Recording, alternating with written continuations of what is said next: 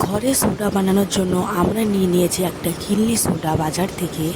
তো দেখে নিন আপনারা যে আজকে আমরা সোডা কী করে বানাবো ঘরে, একদম বাজারের মতন সুন্দর একটা টেস্টি।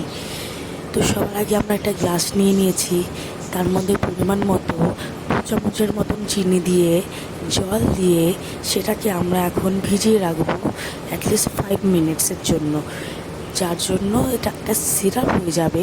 তারপরে আমরা এর মধ্যে দিয়ে দেবো পরিমাণ মতন ব্ল্যাক সল্ট, মানে কালো নুনটা, বিট লবণ যেটাকে আমরা বলি, বিট লবণ। আমরা পরিমাণ মতন বিট লবণ দিয়ে দিলাম।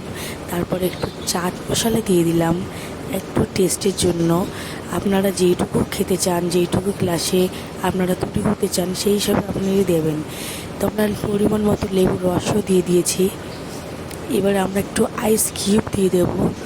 আইস কিউবটা দিয়ে দিলে খুব সুন্দর চিল্ড আমরা একটা সোডা পেয়ে যাব। দেখে নিন, এই যে আমরা সোডা দিয়ে দিলাম, এত সুন্দর বাবল বেরোচ্ছে সোডা দিয়ে, মানে দেখেই মনে হচ্ছে যে খেয়ে নিই। খুব সুন্দর করে তৈরি হয়ে গেল আজকে আমাদের এই কিনলি সোডা। ঘরে বসে বাজারে আপনারা 30 টাকা 40 টাকা পর গ্লাস পেয়ে যাচ্ছেন, যেখানে আমরা 20 টাকার সোডার বোতল দিয়ে ঘরেই আমরা ছোটো দিয়ে একটা উপকরণ করে আমরা তৈরি করে নিলাম আজকের এই সোডা রেসিপিটা।